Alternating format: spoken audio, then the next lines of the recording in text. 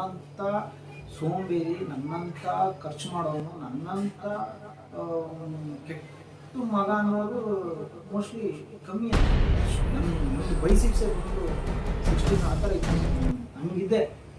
ಅಷ್ಟು ಕ್ವಾಲಿಟಿಯಾಗಿ ಬರೀ ಜಿಮ್ಮು ತಿನ್ನು ಮತ್ತೆ ಲೈಫು ಸರ್ ನನಗೆ. ನಾನು ಅವತ್ತು ಕರೆಕ್ಟಾಗಿದ್ದರೆ ನಮ್ಮ ತಂದೆ ತಾಯಿ ಇನ್ನೂ ಚೆನ್ನಾಗಿರ್ತಾ ಇತ್ತು. ಲಕ್ಷಾಂತರ ರೂಪಾಯಿ ದುಡ್ಡು ದುಡ್ದಿರೋದು ಉಂಟು. ಅದನ್ನು ಫ್ರೆಂಡ್ಸ್ಗಳಿಗೆ ಯಾವುದೋ ಪಾರ್ಟಿ, ಯಾವುದೋ ಫಂಕ್ಷನು, ಯಾವುದೋ ಟ್ರಿಪ್ಗಳಿಗೆ ಹೋಗಿ ದುಡ್ಡನ್ನ ವೇಸ್ಟ್ ಮಾಡಿರೋದು ಉಂಟು. ಅಂದರೆ 500 ರೂಪಾಯಿ ಇದ್ದರೆ ನಾನು ತಮ್ಮನ ಉಳಿಸ್ಕೋಬೋದಿತ್ತು ಅಂತ ಹೇಳಿದ್ರು.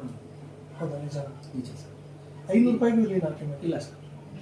ಇದನ್ನ ಈ ಸಾಕ್ಷಿನ ನೋಡಿರೋರು ಲಕ್ಷಾಂತರ ಜನ ಯುವಕರಿದ್ದಾರೆ. ಈ ಸಾಕ್ಷಿನ ನೋಡಿರೋರು, ಈ ಸ್ಟ್ರಗಲ್ ಲೈಫ್ನ ನೋಡಿರೋರು ಇನ್ನು ಜೀವಂತವಾಗಿ ತುಂಬ ಜನ ಇದ್ದಾರೆ. ಅವರೆಲ್ಲರಿಗೂ ಗೊತ್ತಿ ಈ ವಿಚಾರದ ಬಗ್ಗೆ. ನಾವು ಏನಂತೀವಿ ಸರ್, ಒಂದೊಂದು ಟೈಮಲ್ಲಿ ಅನ್ಕೋತೀವಿ. ನಾನು ಟ್ಯಾಕ್ಸಿ ಓಡಿಸೋ ಸಮಯದಲ್ಲಿ ಲಕ್ಷಾಂತರ ರೂಪಾಯಿ ದುಡ್ದಿರೋದು ಉಂಟು. ಅದನ್ನು ಫ್ರೆಂಡ್ಸ್ಗಳಿಗೆ ಯಾವುದೋ ಪಾರ್ಟಿ, ಯಾವುದೋ ಫಂಕ್ಷನು, ಯಾವುದೋ ಟ್ರಿಪ್ಗಳಿಗೆ ಹೋಗಿ ದುಡ್ಡನ್ನ ವೇಸ್ಟ್ ಮಾಡಿರೋದು ಉಂಟು. ತುಂಬ ಅನ್ನೆಸೆಸರಿ ದುಡ್ಡನ್ನ ಖರ್ಚು ಮಾಡಿರೋದು ಉಂಟು, ಇಲ್ಲ ಅಂತ ಹೇಳ್ತಿಲ್ಲ. ಬಟ್ ಫೈನಲ್ ಡೇ ನಮಗೊಂದು ಕಷ್ಟ ಅಂತ ಬಂದಾಗ ನೋಡಿ, ನಮ್ಮ ತಂದೆಯವ್ರು ಕಷ್ಟಪಟ್ಟು ಅಂದರೆ ಅಂತಿಂಥ ಕಷ್ಟ ಅಲ್ಲ ಸರ್. ನನ್ನಂಥ ಸೋಂಬೇರಿ, ನನ್ನಂಥ ಖರ್ಚು ಮಾಡೋನು, ನನ್ನಂಥ ಕೆಟ್ಟ ಮಗ ಅನ್ನೋರು ಮೋಸ್ಟ್ಲಿ ಕಮ್ಮಿ ಅನಿಸುತ್ತೆ. ಅಷ್ಟು ಕೆಟ್ಟದಾಗ ವರ್ತಿಸ್ತಿದ್ದಾರೆ ನನಗೆ. ಅಪ್ಪ ಅಮ್ಮ ದುಡ್ಡನ್ನ ಸರಳವಾಗಿ ಖರ್ಚು ಮಾಡ್ತಿದ್ದೆ.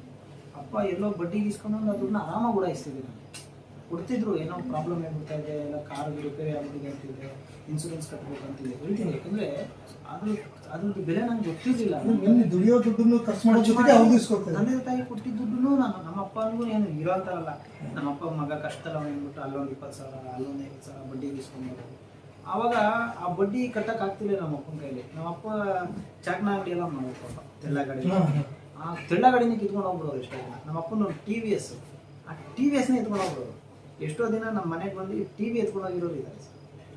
ಟಿವಿ ನಮ್ಗೊಂದು ಏನು TV ಅಂದರೆ ಈ LED ಅಲ್ಲ, ಡೂಮ್ TV. ನಮ್ಮ ಮನೇಲಿ ಇಟ್ಟಿರೋ ಒಂದು ಡೂಮ್ TVನೂ ಸಾಲಕ್ಕೆ ಮನೆಗೆ ಡೈರೆಕ್ಟಾಗಿ ಮನೆಗೆ ಬಂದು ಈಗ ದುಡ್ಡು ಕೊಡ್ತೀಯ ಕೊಡೋಲ್ಲ, ದುಡ್ಡಿಲ್ಲ, ಹೌದಾ ಎತ್ಕೊಳ್ಳೋ TVನ, ನನ್ನ ಹತ್ರ ಗಾಡಿ ಎತ್ಕೊ, ತೆಳ್ಳ ಗಾಡಿ ರೈತರು ಎತ್ಕೊಂಡು ನಡೆಯೋದು. ಆ ಥರ ದಿನಗಳನ್ನ ನೋಡಿದ್ವಿ. ಬಟ್ ನಾನು ಎಲ್ಲೋ ಒಂದು ಕಡೆ ಅದೆಲ್ಲದಕ್ಕೂ ಕಾರಣ ನಾನೇ. ಯಾಕಂದರೆ ನಾನು ಅವತ್ತು ಕರೆಕ್ಟಾಗಿದ್ದರೆ ನಮ್ಮ ತಂದೆ ತಾಯಿ ಇನ್ನೂ ಚೆನ್ನಾಗಿರ್ತಾಯಿದ್ರು. ಬಟ್ ಅವ್ರು ಕಷ್ಟಪಟ್ಟು ದುಡ್ಡಲ್ಲಿ ನನಗೊಂದು ಇಂಡಿಕಾ ಕಾರ್ ಕೊಡಿಸಿದ್ರು. ಅದರಲ್ಲೂ ಕೂಡ ನಾನು ಸರಿಯಾಗಿ ದುಡಿತಾ ಇಲ್ಲ. ಎಲ್ಲ ನನಗೆ ಅಲ್ಲೇ ಹೋಗ್ಬಿಡ್ತಾ ಇದೆ, ಸಿನಿಮಾ ಹೋಗ್ಬಿಡ್ತಾ ಇದೆ, ಯಾರೋ ಫ್ರೆಂಡ್ಸ್ ಹೋಗ್ಬಿಡ್ತಾ ಇದೆ. ನನಗೆ ಆ ಥರ ಒಂದು ಮೈಂಡ್ ಸೆಟ್ ಇತ್ತು. ಬಟ್ ಜೀವನ ಅನ್ನೋದನ್ನ ಅರ್ಥ ಮಾಡ್ಕೊಂಡಿದ್ದೆ ನಾನು ನಮ್ಮ ತಮ್ಮ ತೀರೋಗುವಾಗ. ಏನಂದರೆ ತುಂಬ ಲೇಜಿ ಲೈಫ್ ಸರ್. ನನ್ನಷ್ಟು ಸರ್ ನೀವು ನಂಬಲ್ಲ ಸರ್. ನಾನು ಯೋಗೇಶ್ ಈ ಥರ ಅಲ್ಲೇ ಅಲ್ಲ ಸರ್. ನಾನು ಆ ಥರ ಇದ್ದೋದು. ನಾನು ಬೆಳಗ್ಗೆ ಇದ್ರೆ ಜಿಮ್ ಮಾಡದೇ ಇದ್ದರೆ ನಾನು ಮನುಷ್ಯನೇ ಆಗ್ತಿರ್ಲಿಲ್ಲ. ನನ್ನ ಒಂದು ಬೈಸಿಕ್ಸೇ ಬಂದು 16 ಆ ಥರ ಇತ್ತು ಸರ್. ನನಗಿದೆ ಅಷ್ಟು ಕ್ವಾಲಿಟಿಯಾಗಿ ಬರೀ ಜಿಮ್ಮು ತಿನ್ನು ಮತ್ತೆ ಲೈಫು ಸರ್ ನನಗೆ. ಬಟ್ ಆದರೆ ಅಷ್ಟು ದುಡ್ಡನ್ನ ನಾನು 1 ರೂಪಾಯಿ ಮನೆಗೆ ಸರಿಯಾಗಿ ನಾನು ನೋಡ್ಕೊತಾ ಇರಲಿಲ್ಲ. ಯಾವಾಗ ನಮ್ಮ ಮನೇಲಿ ಕಷ್ಟ ಬರೋದಕ್ಕೆ ಶುರು ಆಯಿತು, ನಮ್ಮ ತಮ್ಮನಿಗೆ ತುಂಬ ಕ್ರಿಟಿಕಲ್ ಕಂಡೀಷನ್ ಆಯಿತು, TB ಪೇಷಂಟ್ ಆದ.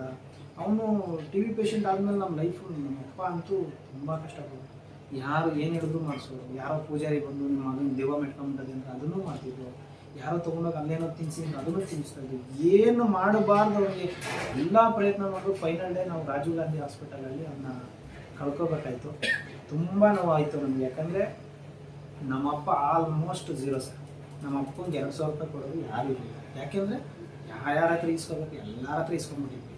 ಕೊನೆಯದಾಗಿ ನಮ್ಮ ಹತ್ರ ನೀವು ಮಾರ್ಚರ್ ಹತ್ರ ಕೂತಿದ್ದೀವಿ. ನೈಟ್ ಹೆಚ್ಚು ಕಮ್ಮಿ 8 ಗಂಟೆಲೆ ನಾವು ತೀರೋಗಿದ್ದವನು. ಸೊ ಆ ಬಾಡಿ ತೊಗೊಂಡು ಮಾರ್ಚರಿಗೆ ತೊಗೊಂಡಲ್ಲಿ ಹಾಕ್ತಾರೆ. ನನಗೊಂದು ದಿನ ಪ್ರಪಂಚ ಹೆಂಗಿದೆ ಅಂದ್ಬಿಡ್ತು ಸರ್. ಹೆಂಗೆ ಕಾಣಿಸ್ತು ಅಂದರೆ ಇಡೀ ನೈಟು ನಾವು ರಾಜೀವ್ ಗಾಂಧಿ ಆಸ್ಪತ್ರೆ ಹತ್ರ ಕೂತಾಗ ಹೊಸ ಪ್ರಪಂಚ ಕಾಣಿಸ್ಬಿಡ್ತು ನನಗೆ.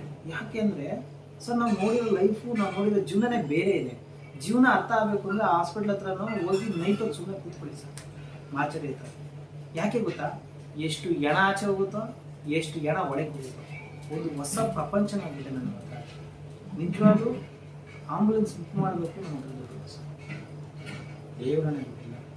ಆಂಬುಲೆನ್ಸ್ ಮಾಡೋಕ್ಕೂ ನಮ್ಮ ಹತ್ರ ದುಡ್ಡಿಲ್ಲ. ಕೊನೆಯದಾಗಿ ನನ್ನ ಸ್ನೇಹಿತ ಲೋಕೇಶ್ ಅಂತ ಇದ್ದಾನೆ. ಇವತ್ತು ಟ್ಯಾಕ್ಸಿ ಓಡಿಸ್ತಾ ಇದ್ದಾನೆ.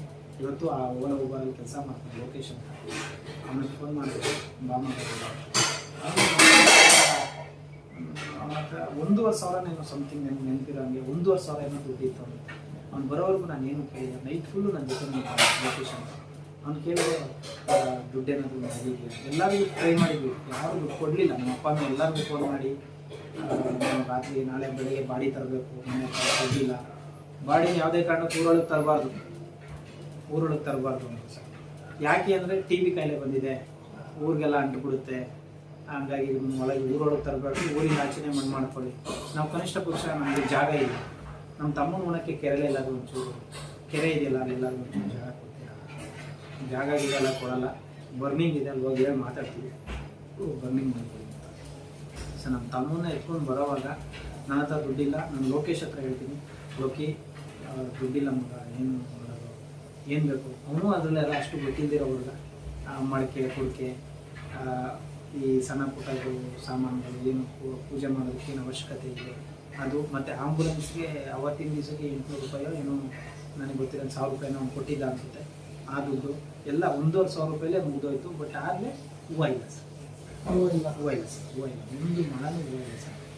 ಆಗ ಬಂದು ನಾವು ಬಾಡಿ ಹತ್ರ ಎಲ್ಲ ಒಂದಷ್ಟು ಜನ ಸಂಬಂಧಿಕರು, ಜಾಸ್ತಿ ಜನ ಬಂದಿಲ್ಲ, ಒಂದಷ್ಟು ಜನ ಬಂದಿದ್ದು, ಒಂದಷ್ಟು ಜನ ಫೋನ್ ಮಾಡಿ ಹೇಳಿದ್ವಿ, ನಮ್ಮ ತಮ್ಮ ತುಂಬ ಸೀರಿಯಸ್ ಕಂಡೀಷನ್ ಇದೆ, ಟಿ ಬಿ ಕಾಯಿಲೆ ಇದೆ, ಬಂದು ದಯವಿಟ್ಟು ನೋಡ್ಕೊಂಡು ಹೋಗಿ. ಅವಾಗೆಲ್ಲ ಹೇಳಿದ್ದೀನಂದರೆ ಇಲ್ಲ ಬರೋಂಗಿಲ್ಲ ಹಾಸ್ಪಿಟ್ಲಿಗೆಲ್ಲ, ಟಿ ಬಿ ಪ್ರಾಬ್ಲಮ್ ಆಗುತ್ತೆ, ವೀಡಿಯೋ ಕಾಲ್ ಮಾಡಿ ನೋಡ್ಕೊತೀವಿ, ಆಮೇಲೆ ಡೆತ್ ಆಗಿದೆ ಅಂದಾಗ ಅವನೊಂದು ಫೋಟೋ ಕಳಿಸ್ಕೊಡಿ. ಆಮೇಲೆ ಸಮಾಜ ಏನು ಈ ಸಂಬಂಧಿಕರು ಸರ್, ಇಲ್ಲ ಒಂದು ಕಡೆ ಅನಿಸುತ್ತೆ ಸರ್, ಫ್ರೆಂಡ್ಸು ತುಂಬ ಜನ ಕಷ್ಟಕಾಲಕ್ಕೆ ಆಗ್ತಾರೆ ಸರ್. ಕೆಲವೊಬ್ರು ಫ್ರೆಂಡ್ಸು ಆಗದೇ ಇರ್ಬೋದು, ಕೆಲವೊಬ್ರು ತುಂಬ ಕಷ್ಟಕಾಲಕ್ಕೆ ಆಗ್ತಾರೆ. ಅಂಥ ಸಾಲಲ್ಲಿ ಆ ಲೊಕೇಶನ್ ವ್ಯಕ್ತಿ ಅವತ್ತು 1,500,000 ಅದು ನನಗೆ 1,500 ಕೋಟಿಗೆ ಸಮಸ್ಯೆ ಆಗುತ್ತೆ. ಅವತ್ತು ಬಂದು ಆ ಕ್ಷಣಕ್ಕೆ ಅದನ್ನೆಲ್ಲ ತೊಗೊಂಡಿಲ್ಲ. ನಮ್ಮ ತಾಯಿಯವರು ನಮ್ಮೊಂದು 7-8 ಜನ ಏನೋ ಸಂಬಂಧಿಕರು ಬಂದಿದ್ದು, ಎಲ್ಲ ನಿಂತ್ಕೊಂಡು ನೋಡ್ತಾ ಇದ್ರು ಅಷ್ಟೇ, ಯಾರು ಏನೋ ಹತ್ರಕ್ಕೆ ಬಂದು ಬಾಡಿ ಹತ್ರನೂ ಬರಲಿಲ್ಲ, ಯಾಕಂದರೆ ಟಿ ಬಿ ಕಾಯಿಲೆ ಅನ್ನೋ. ಆಮೇಲೆ ನಮ್ಮ ಅಮ್ಮ ಇದ್ದವರು ನೋಡ್ತಾ ಅಳ್ತಾ ಹೇಳ್ತಾ ಇದ್ರು, ಒಂದೇ ಮಾತು, ನೀನು ಯೋಗ್ತೆಗೆ ನಿನ್ನ ತಮ್ಮನ ಮೈ ಮೇಲೆ ಒಂದು ಮಳ ಹೂವು ಥರ ನೋಡ್ತಾ ಅಂತ ಅಂದರು. ಸೊ ಅವತ್ತು ತುಂಬ ಹರ್ಟ್ ಆಯಿತು ಸರ್. ಹರ್ಟ್ ಯಾವ ಥರ ಆಯಿತು ಅಂದರೆ, ನಮ್ಮ ತಾಯಿ ಯಾಕೆ ಹಿಂಗೆ ಮಾತು ಹೇಳ್ತಾರೆ, ನಮ್ಮ ಅಮ್ಮನ ಬಾಯಲ್ಲಿ ಯಾಕೆ ಹಿಂಗೆ ಮಾತು ಬಂತು, ಅದನ್ನು ನಾನು ತುಂಬ ಆಳವಾಗಿ ಯೋಚನೆ ಮಾಡಿ ಅದನ್ನು ತುಂಬ ಕಷ್ಟಪಟ್ಟೆ. ಆ ಮಾತನ್ನು ನನಗೆ ಸಹಿಸ್ಕೊಳಕ್ಕಾಗಿಲ್ಲ ಸರ್. ಯಾಕೆ ನಾನು ಇಷ್ಟೆಲ್ಲ ಸಂಪಾದನೆ ಮಾಡ್ತಿದ್ದೆ, ಇಷ್ಟೆಲ್ಲ ಫ್ರೆಂಡ್ಸನ್ನ ಕರ್ಕೊಂಡು ಊಟ ಕೊಡಿಸ್ತಾ ಇದ್ದೆ, ಫ್ರೆಂಡ್ಸ್ ಎಲ್ಲ ಚೆನ್ನಾಗಿ ನನಗೆ ಸಪೋರ್ಟ್ ಆಗಿದ್ದರು, ಎಲ್ಲ ಲಾಸ್ಟ್ ಟೈಮಲ್ಲಿ 1 ರೂಪಾಯಿ ಹೆಲ್ಪ್ ಆಗಲಿಲ್ವಲ್ಲ. ನಿಜವಾಗ್ಲೂ ಸರ್, ನಮ್ಮ ತಮ್ಮನ ಬಾಡಿನ ನಾವು ಮಣ್ಣು ಮಾಡುವಾಗ ದೇವರಾಣೆ ನಾವು ಒಂದು ಮಳನೂ ಹಾಕಿಲ್ಲ ಸರ್. ಖಾಲಿ ಬಾಡಿ ಹೆಂಗಿತ್ತು ಹಂಗೆ ತಂದು ಆ ಮಡಕೆ ಕುಡಿಕೆ ಅವ್ನು ತಂದಿದ್ದಕ್ಕೆ ಅದನ್ನು ಇಲ್ಲ ಅದು ಇಲ್ಲ ಸರ್. ಹಾಗಾಗಿ ಅದನ್ನು ನಾವು ಹಂಗೆ ಅಂತ್ಯ ಸಂಸ್ಕಾರ ಮಾಡಿದ್ವಿ. ಇವತ್ತು ಒಂದಷ್ಟು ಜನಕ್ಕೆ ಗೊತ್ತಿಲ್ಲ, ನಾನು ಯಾರ್ದಾರ ಬರ್ತಾರೆ ಅಂದರೆ ಇಷ್ಟು ದೊಡ್ಡ ಹಾರ ಹಾಕ್ತೀನಿ, ಯಾರ್ದಾರ ಆಗಿರಲಿ. ನಾನು ಓದೆ ಅಂದರೆ ಅವ್ರಿಗೆ ಇಷ್ಟಪ್ಪ, ನನ್ನ ಕೈಲಿ ನಾನು ಯಾರೂ ಹಂಗೆ ಬರೋದೇ ಇಲ್ಲ ಸರ್. ಯಾರು ಈಗ ನೋಡಿ ಇಲ್ಲಿ ಬಂದರು, ನಾನು ಅವ್ರಿಗೆಲ್ಲ ಹೂವು ಹಾಕಿಸ್ದೆ. ಕಾರಣ ಏನಂದರೆ, ಅವರಲ್ಲಿ ನನ್ನ ತಮ್ಮನ್ನ, ನನ್ನ ಅಣ್ಣನ, ನನಗೆ ಅವ್ನಿಗೆ ಆ ಟೈಮಲ್ಲಿ ಏನೋ ಮಾಡೋಕ್ಕಾಗಿಲ್ಲ, ಅದಕ್ಕೆ ಮಾಡಿ. ಅಂದರೆ ಜನಸ್ನೇಹಿ ಯೋಗೇಶ್ ಆಗೋದಕ್ಕೆ ಕಾರಣ ಅದಂತಲ್ಲ, ಬಟ್ ಲೈಫಲ್ಲಿ ಏನಾಗುತ್ತೆ, ಜೊತೆಯಲ್ಲಿ ಇದ್ದಾಗ ಯಾರು ವ್ಯಾಲ್ಯೂ ಗೊತ್ತಾಗುತ್ತೆ ಸರ್. ಅಣ್ಣ ಆಗಿರಲಿ, ತಮ್ಮ ಆಗಿರಲಿ, ಹೆಂಡತಿ ಆಗಿರಲಿ, ಅಪ್ಪ ಅಮ್ಮ ಆಗಿರಲಿ, ಕಳೆದೋದಾಗಲೇ ಅದು ವ್ಯಾಲ್ಯೂ ಗೊತ್ತಾಗೋದು. ನಮ್ಮ ಹತ್ರ ದುಡ್ಡಿದೆ ಅಂತ ನಾವು, ಅಥವಾ ನಾನು ಎಲ್ಲ ತಿಳ್ಕೊಂಬಿಟ್ಟಿದ್ದೀನಿ ಅನ್ನೋ ಒಂದು ದುರಾಂಕಾರಲ್ಲೋ ಹಾಮಲ್ಲೋ ಬದುಕ್ತಾ ಇರ್ತೀವಿ. ಎಲ್ಲೋ ಒಂದು ಕಡೆ ನಮಗದು ಈಗ ನೋಡಿ ಸರ್, ನಾನು 1,000 ಜನಕ್ಕೆ ಊಟ ಹಾಕೋ ಶಕ್ತಿ ಕೊಟ್ಟಿರ್ಬೋದು, ನನ್ನ ತಮ್ಮ ಜೊತೆಲಿ ಇದ್ದಿದ್ರೆ ಜೊತೆಲಿ ಇನ್ನೊಂದು ಶಕ್ತಿನ, ಇನ್ನೊಂದು ಏನೋ ಒಂದು ಅವನಿಗೂ ಏನೋ ಒಂದು ಲೈಫ್ ಚೆನ್ನಾಗಿರ್ತಿತ್ತು, ನಮ್ಮ ಲೈಫಲ್ಲಿ ಏನೋ ಒಂದು ಮಾಡ್ಬೋದಾಗಿತ್ತು. ಬಟ್ ಹಂಗೆ ಇವ್ರ ತಮ್ಮನೂ ಅಷ್ಟೇ, ಇವ್ರ ತಮ್ಮನೂ ಚೆನ್ನಾಗಿ, ತಮ್ಮನೂ ಸ್ವಲ್ಪ ಅಣ್ಣ ಅವನು ಅಷ್ಟೇ IPL ಬೆಟ್ಟಿಂಗು, ಸೂಸೈಡು, ಮನೇಲಿ ಹ್ಯಾಂಗ್ ಮಾಡ್ಕೊಂಡ್ಬಿಟ್ಟ.